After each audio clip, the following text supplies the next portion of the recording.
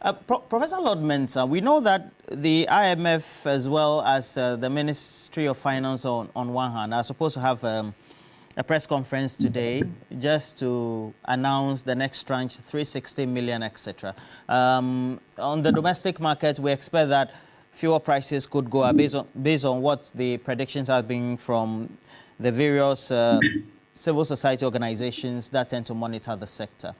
And that feeds into the relative issue of inflation and the rate at which prices of goods and services tend to affect the purchasing power of the ordinary Ghanaian. This is the relief we need, right? That's 360 million. Is that not it? Yes, indeed. We need it desperately. I mean, if you look at the economic situation as we speak now, any external input that will give us, dollar, show up, we need it desperately. That is why, went for this program. I went for this program because our balance of payment has reduced completely. It's unfortunate we did not attend to that, balance of payment problem early, which has built up into what we call, self-economic, management. At this time, everybody is trying to speculate. Businesses are trying to speculate that likely things that are happening. And this normally happens when you leave the economic management for a long time, that people lose trust. Once people lose trust, and businesses lose trust in the economic management, skills, it turns out that they put things in their own hands, trying to speculate and all that. That is why, at the point where, we're even expecting this IMF, you see the CD going up. It means that people have lost trust in the management of the economy. And so, from where I sit, yes, we are going to get 360 million, but you need to ask yourself, what can it do for this economy? What measures have we put in place since we went into this IMF program to ensure that we stabilize the city? I've not seen any, measure than the expectations of the IMF. Now we're managing this economy by, always putting across or putting out information as to what we are expecting from the World Bank, what we are expecting from the IMF. The question is, what are we doing internally to ensure that at least short to medium term, we improve on our production capacity? And let me tell you what, IMF money cannot change our economic situation. World Bank money will not change our economic situation. These are monies that will help you keep afloat. And for it to keep you afloat, that is when you put in measures to ensure that you come out of the deep waters, economic deep waters. Because when you receive this 360 million, this economy is dire in need of, dollars to balance whatever import deficits that we have in this economy.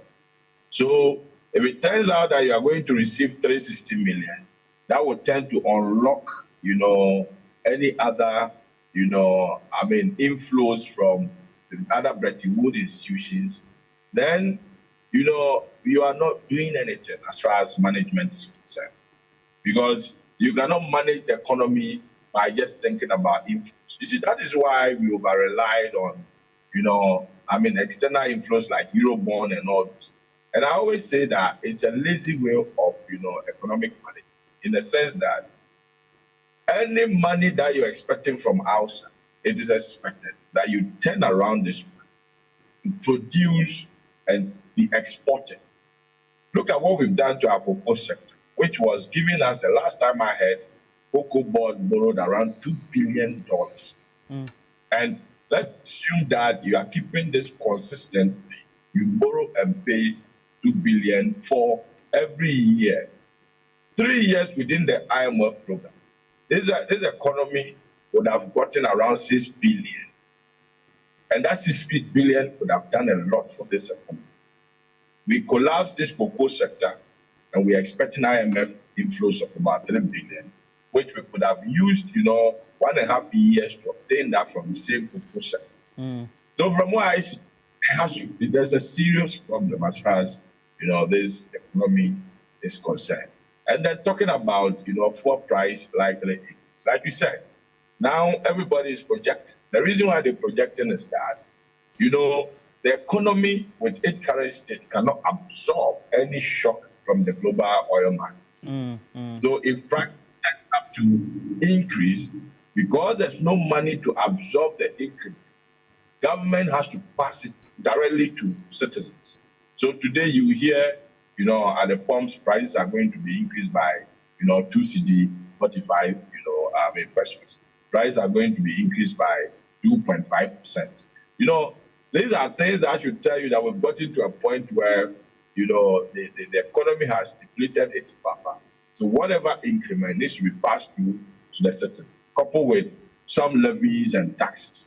So I think, it's the economic situation that is causing. But what we need to appreciate is that if, we get this, 60 million. 60 million. Yes, 360 million.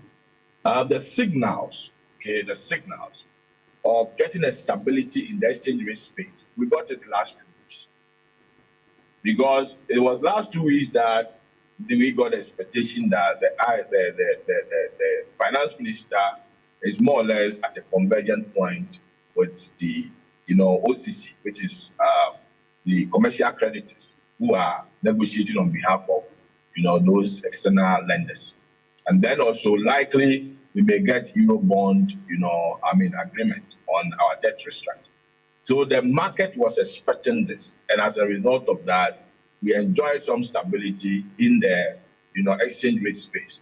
But what is going to happen is that there's going to be a realization, and that realization is when all these monies have come in, and then the market realizes that the monies are not enough to meet the dollar demands as far as governments start paying its external debt. Okay. Then the market was pricing the dollar again. So from where I sit, I think there's more to do. I was expecting the 2024 budget to realign this economy, to give us some signal that from short to medium term, we can produce A, B, C, D to reduce our import bill. Indirectly, it turns out to be a way of boosting your local currency. But we didn't get that signal. The budget we read for 2024 was business as usual. So from where I sit, we've not put in any effort to reorient this economy since we started holding on to this, IMF program.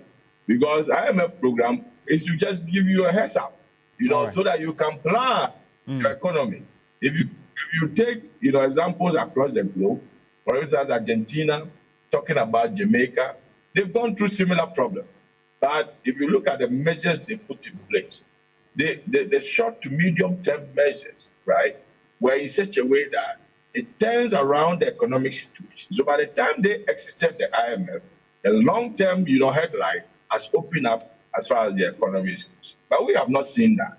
We've not seen that in our budget, as was over the past, few days. So I'm hoping that the budget review for the June is going to lay out clear measures that locally or in-house we're going to put across so that we can turn around this economy.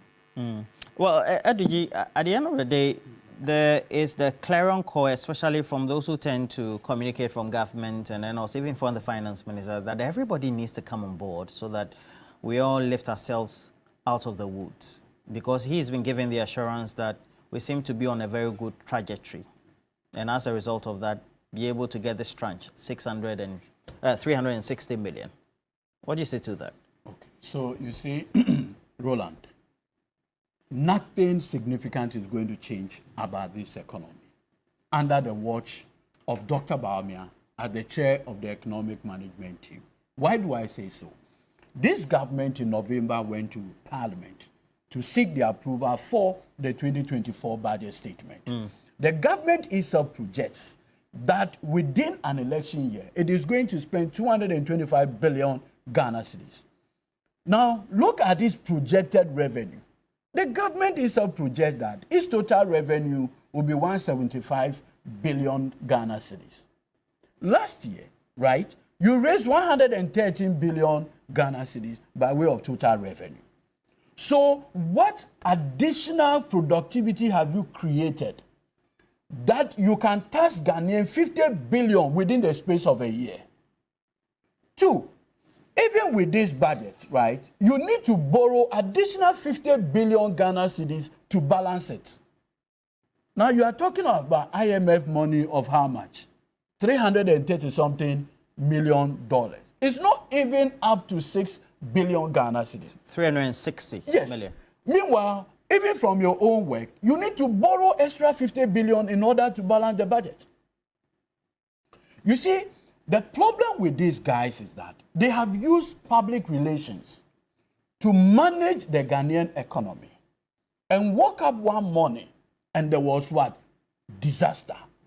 And instead of them being humble and look a better retrace of their steps, they are still engaged in this noise. As we speak, the Ministry of Finance is preparing to go and borrow $2 billion from South Korea. They are looking to go and borrow additional $1 billion. So you're even talking about a situation where you claim by reason of the debt treatment you've had with your bilateral and whatever creditors, you are going to make a savings of 4-point-something billion. That 4-point-something billion, you're already seeking to borrow $3 billion. But we have no choice, is that not the No, case? it is not the question of we do not have a choice. It's about prudence in the management of the economy. Now, you know, interestingly enough, the person whose responsibility is to manage the economy has jumped ship. What is he doing today? He's doing concerts and telling people to give him the steer. No, who are you talking about? Please. He's doing concert and telling people to give him the steer. That's a campaign strategy. How can this how do you make a campaign more demonstrative? So hold on. Today, July the 1st, cement manufacturers have given an indication of increasing the price of cement. The ordinary Ghanaian out there is looking for solution to this problem. What is that solution? It cannot be dancing on stage. You cannot be acting like Emperor Nero, so that whilst Rome is burning, that is when you are playing. No, it requires thoughtful leadership. Has that been offered by the current chair of the economic management team? Look, for the past 6 years, Tema Oil Refinery, that has the capacity to produce about 450,000 metric tons or so annually, have been left there. How are you going to grow an economy when almost everything that you are using today, you are bringing it from outside? So the point ought to be made clear that this government had failed. And the salvation cannot be in the $300 and something million that is coming from the IMF. Far, far, far from it. And that is why you notice that the Ghana cedi against the dollar has not really responded positively from the day the finance minister said the next day the cedi will start what? Coming down. What has happened? I mean, the dollar will start coming down. What has happened? It's been more than a week since the finance minister gave that promise. As for this injury time finance minister, I think that he had doubled up the PR that Ken Oforiatta used to do. We had a situation where in this country, we did a Kenke party because we went to borrow money. And that is the kind of leadership that had brought Ghana on its knees. We must get it clear that with Akufo-Addo and his protege, Dr. Mahamudu Bawumia, there's nothing good that will come out of this economy. Mr. Bachman, the sound of positivity, we're told, needs to come from everybody else, including you and myself and the rest of the... So why do we keep saying that it is not an opportunity for us to get out of the woods, despite having some good relationship with the IMF and even a tranche coming in, for which there's going to be a press conference today? You see, you've always had it wrong. And from the way things are going, we are getting it wrong once again. I mean, this is the first time we're going to get any money from IMF. No, not at all. Yeah. The first one, what was the effect? For example, you see, Roland, in managing an economy, there are two things you need to keep your eyes on. Cost of living and cost of doing business. These are two critical issues if we're managing an economy. Key indicators, you say? Key indicators. Okay. Because, you see, let me talk about the cost of even doing business, which is for me very critical. The only sector that can help you to increase employment is the private sector. The only sector that can help you to get taxes, more taxes, the private sector. The only sector that can help you to export more, to earn more revenue, to shore up your reserve is the private sector. The only sector that can help you to reduce your import expenditure is the private sector. So the question is, what have you done to support the private sector to increase production? One district, one factory, for Please, example. We brought in a lot of vehicles. Stop it. Yes. So I'm talking about the quantum of investment you make. Okay. And even impact. Yes. So the point is that if you are not looking at the productive sectors of the economy and you are borrowing to shore up your forex strength, what it means is that you can only hold on. You can only manage the problem for a short while, because the fundamental issue, which is production, it is left unattended to. And that is the problem of this economy. That is why I will urge every Ghanaian to read Mr. Alan Chamantin's Great Transformation Plan. And when he comes, you can quiz him on that. Because in the GTP, he has clearly shown how he's going to increase the production in agriculture sector and industrial sector, and also how to revamp our tourism. Mr. Duncan, we've always had that. Even for those of us No, but even all of us. Alan had a benefit in 6 years of implementing these strategies for the great transformation. Well, let him talk. And it has been a disaster. No, it's not been a disaster. Combined. Listen. Okay. Mr. Alan Chamantin Mr. has Duncan, had... so my question is Mr. that Alan Chamantin we've has had the always had opportunity... this. How is No, I'm coming. Mr. Alan Chamantin has had the opportunity as a minister whose budgets he doesn't determine. No, but So what in was... terms No, of I'm coming. Please. What was given to him is what he did. To that, I mean, if you consider, he recently said, for example, 1D1F, 2017, not even a cedi was disbursed to 1D1F. So in that case, what do you expect from him? He never resigned, though. No. Why should he resign? He's serving the country. Okay. So if somebody is doing something wrong and he's got the capacity and know-how to help manage the economy, he should stay. Mr. Duncan, how would we actualize this? Bachman. Mr. Bachman, how would we actualize this? Because the subject of productivity and where we need to even source resources from, whether it's monetary or capital or raw materials in itself, has not been something that is not a blueprint that we always not know. You see, but the point is that government, what you do is to create the environment for the private sector to thrive. That is the role of government. Because you are not going to do the large-scale commercial farms. It's the private sector that is going to do it. But the private sector, man, needs your help as a government. You need to create the environment for the person to succeed. Do you understand? That is why the macroeconomic environment issue is very critical.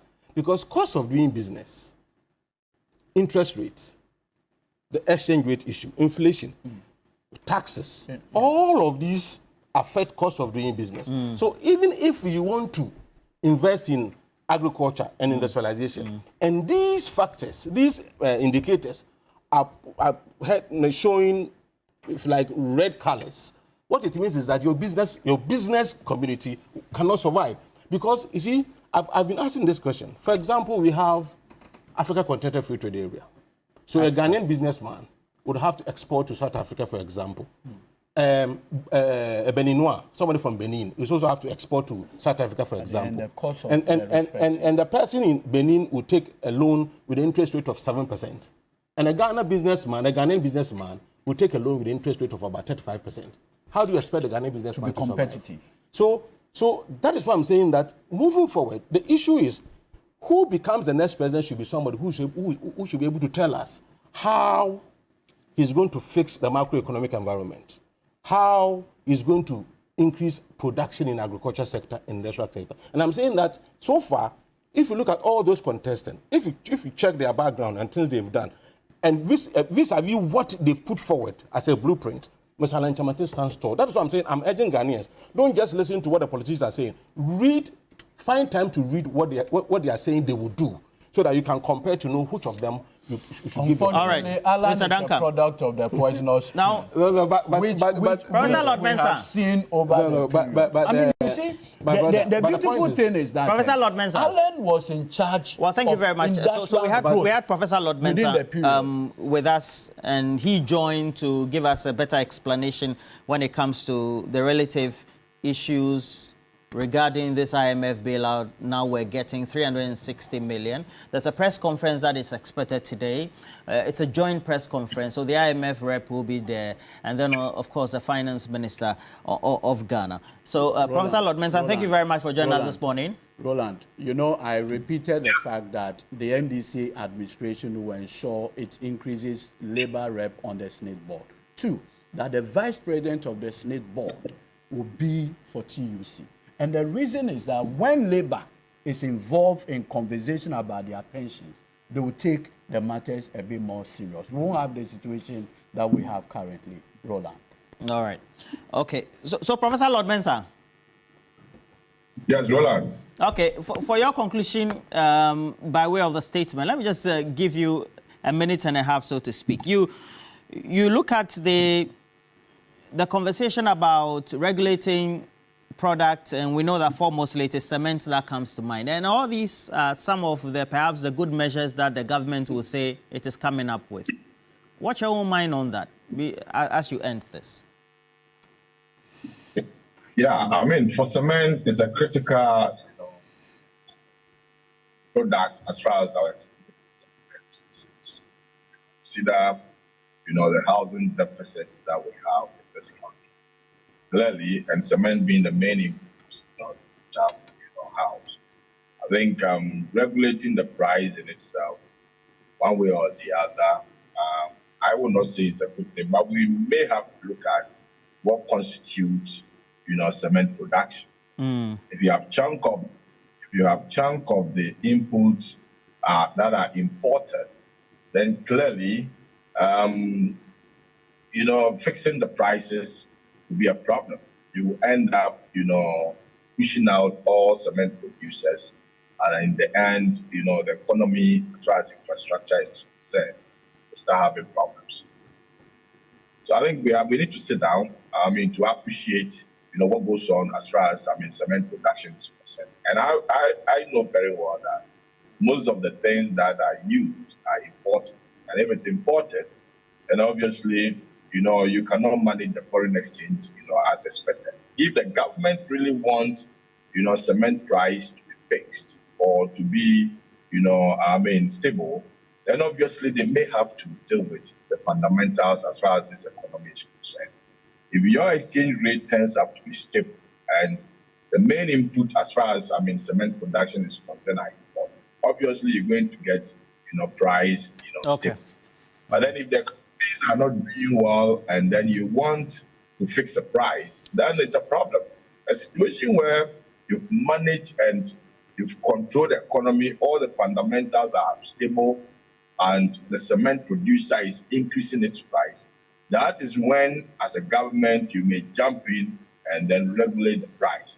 But if your exchange rate is going up and the cement producer is importing, then possibly it will be possible to, absorb all those exchange rate exposures that you give to those producers.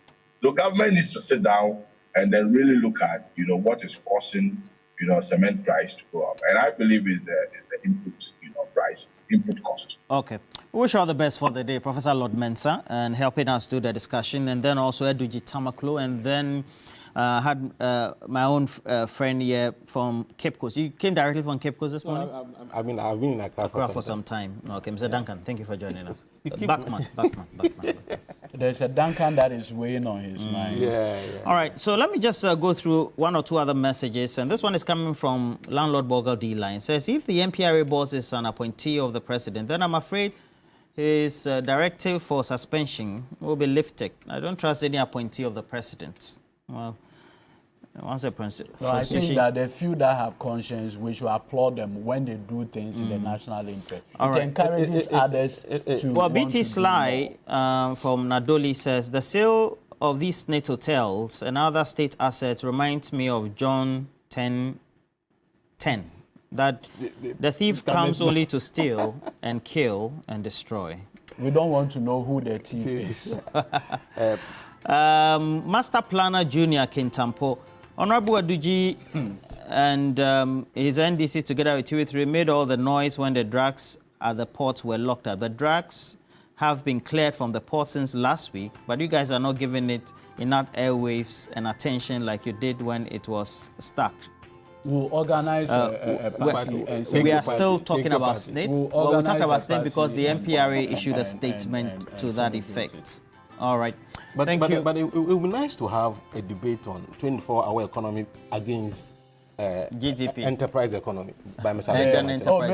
All right, so we have cash out. It goes with the short code star 439 hash. And then also know that we have a conversation coming up. Alan Tremanting, and he's leading this great alliance, Movement for Change. He's coming in the studio. Good morning. All right.